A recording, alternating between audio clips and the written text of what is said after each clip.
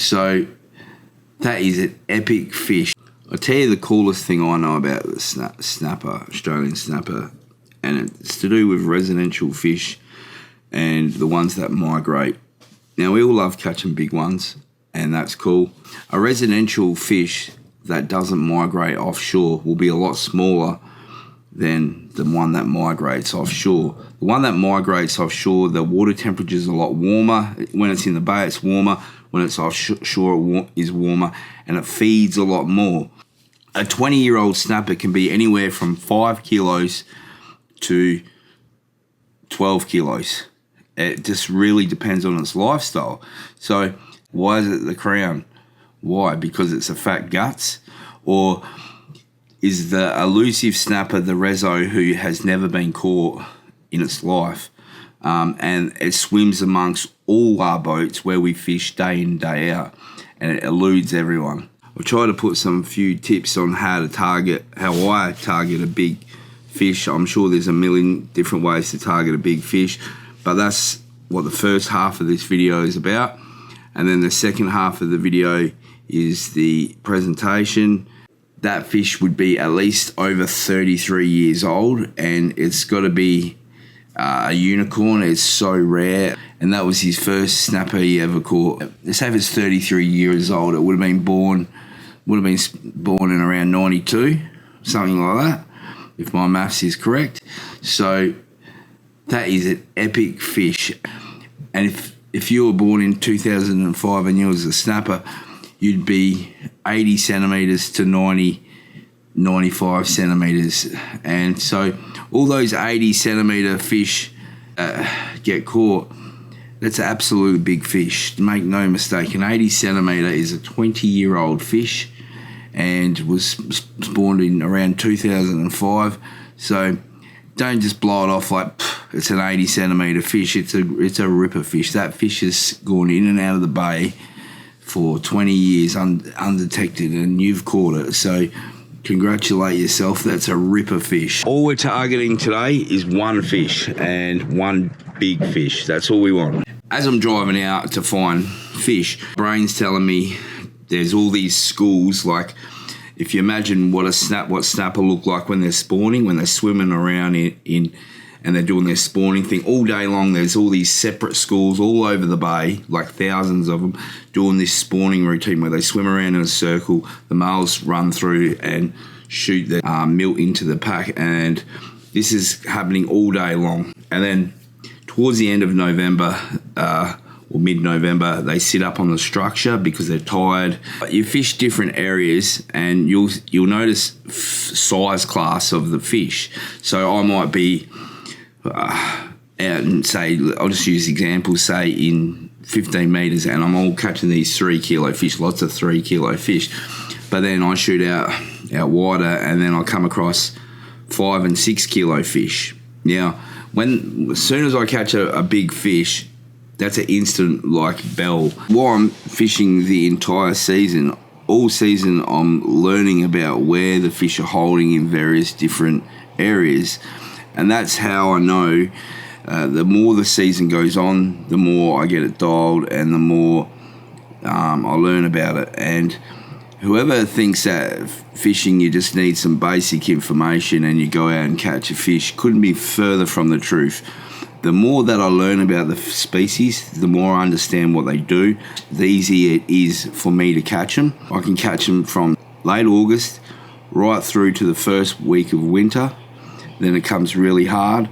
And I was speaking about at the start where the elusive residential fish, to me, is my favourite fish to catch in July. The July snapper is my 20-pounder. I don't care what anyone thinks, because once you understand the species again, and there's so much to learn, and it's so cool what they actually do and how they sneak in. The snappers sneak in the bay, like thousands, millions of them, right past under our noses in the shallows and out wide, and they won't feed because they're in migration mode, and they're so cool. It's like the reason it's hard in the middle of the day is because they're spawning, and and they're not interested in food until the tide change or till dark or whenever a major feeding period. Getting back to targeting a big fish, when you come across catching a really big fish, it's a good idea for the next 3 or 4 days if you can get out there and just hit that one area, and just don't worry about catching numbers like your bag and that. Don't worry about that. You want to take different types of baits. See, silvers, pilchard, squid, and the normal thing that everyone uses, they see all the time. So you want to take different types of bait. You want to take a salmon head, King George whiting head, a yakka. Like the more odd or less common it is, the better. The more often you get the bigger fish. It's rewatching what I just said before about taking odd baits, and that absolutely works. But I should have added, it depends what type of day. So when you go out fishing, there'll be times when it's going to be easy for the snapper and times when it's going to be hard for the snapper. And it's things like big tides, the sunny day, a rising barometer. They'll bite well. And then, so you would take those baits. But if it's a day where it's cold, the barometer's falling, and, it's going to be a tough bite, you wouldn't use those baits what I just recommended. So you'd take the standard baits. On a tough day, you'd take squid, pilch, yakkers, cut the head off. Especially with a low barometer, you want to cut the head off, or a falling barometer, put it through like that. Put it on the other side, flick it around, half hitch. That's how easy it is. And see that there? Pin it through there and hang it like that. Now that is the best way to bait these rigs. I see people put them sideways in some funky way, and they just look like, they just don't sit well in the water column, because you've got 2 baits and you've got current, and if they're not baited straight, they can twist up and do funky stuff. Oh!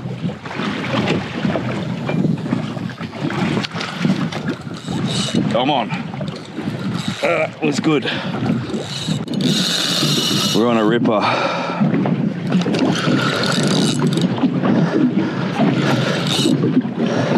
That was a screamer, that guy. Real screamer. I just let him take it. He hit it with a vengeance.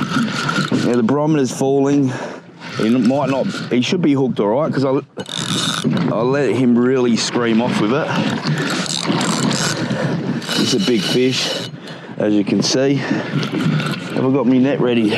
Using the Shimano Revolution because it looks sexy with the bait runner D, and I like to have a bit of a rod that looks good. Oh, he's a nice fish. Not the animal we're chasing, but he's messed up. I don't know how he's done this. Off camera, I'll put him out of his misery and put him on ice slurry. Little gummy.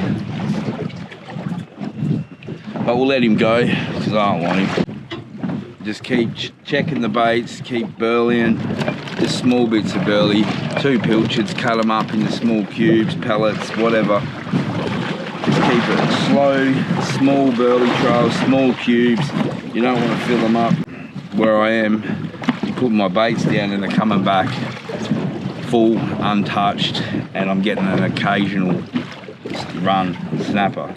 And that tells me there's quite a few fish in the area, because there's no flatties catching them. They're just not feeding yet. They're probably spawning, swimming around in that circle motion, spawning, and then around the tide change they'll all snap off and just go into a feeding frenzy. That's a better one. Did you see that one? That's a real one. Oh, on the bait runner. This is a bulldog. Oh.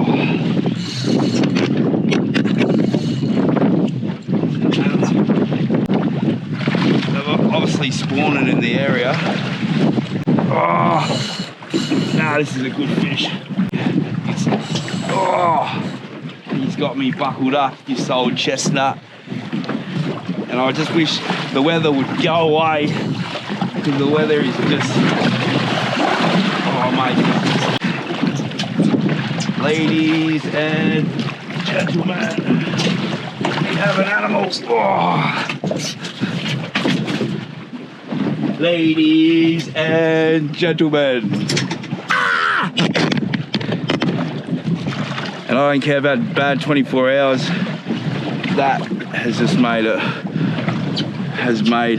coming out in this crappy weather worth it. Yes, that is an absolute beast.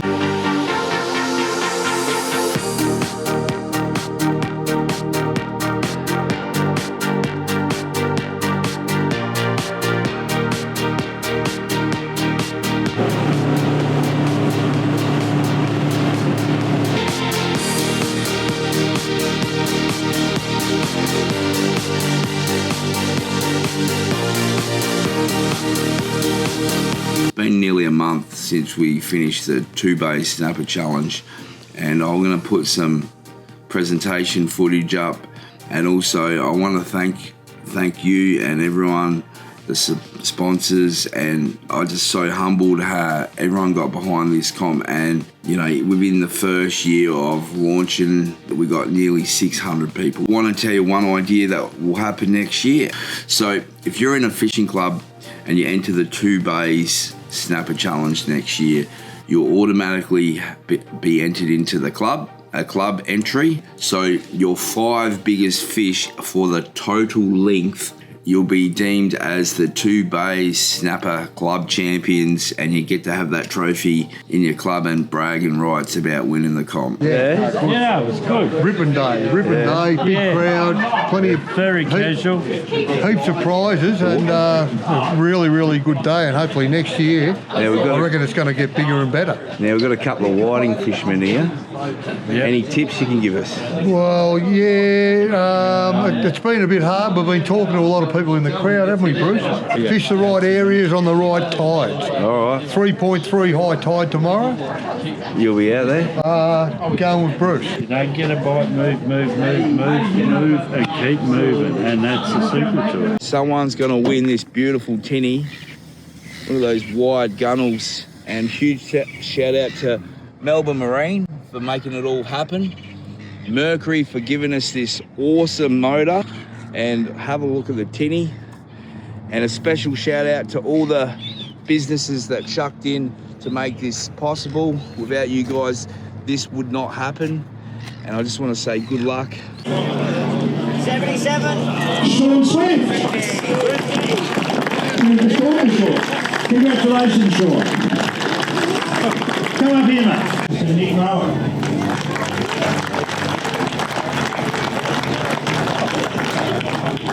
Right, so Nick wins a $1,000 complete angler voucher along with those other.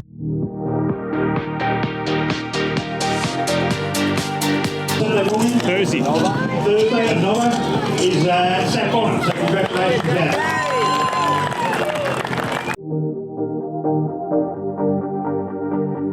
First night, yeah. First night. Competition's over. 24 hours. Congratulations, yeah, hold the weight 21 pounds. And in true fishing thing, we've converted it from kilos to pounds because it's a bigger number. Just me and Terry are just out fishing, and he's got this knobber. It's a very nice fish.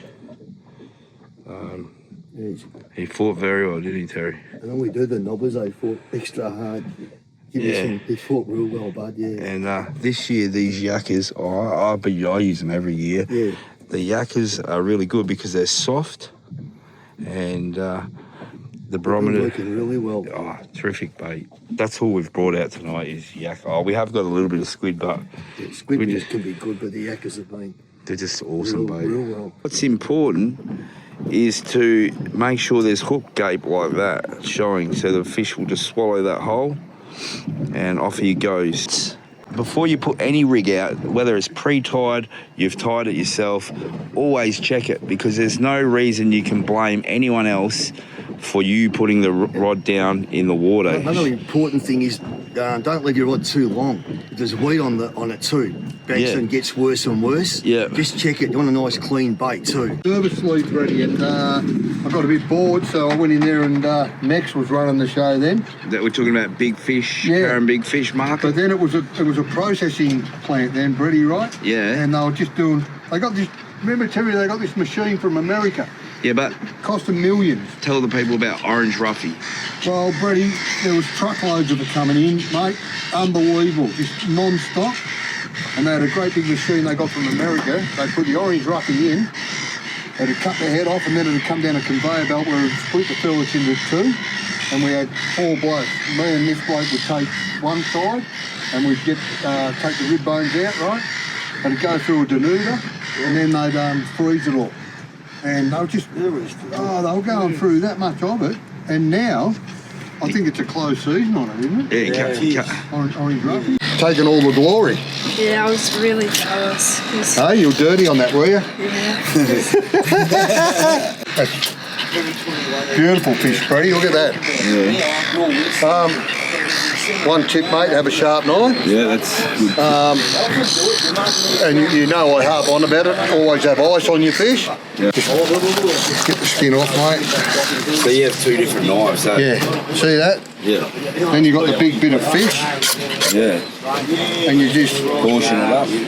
well, you just go into 2. You take the mid, you take that off. Yeah. Get a bit of that blood stuff off the back, and you got that roll of bones, ready? Yeah. So we just get rid of that, and then you've just got two beautiful bits of fish. Oh, he's got him. Yes, Poss. Having a good time, Poss? Yeah, well, it's beautiful conditions, and we've got a bit of a bite going, which is good. Tell you, mate.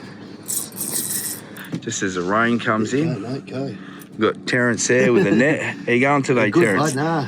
It's good? We went afternoon bread. Look at the conditions. Yeah. Magnificent. Fish are going real well. Bosses can do a few, which is great to see. Yeah.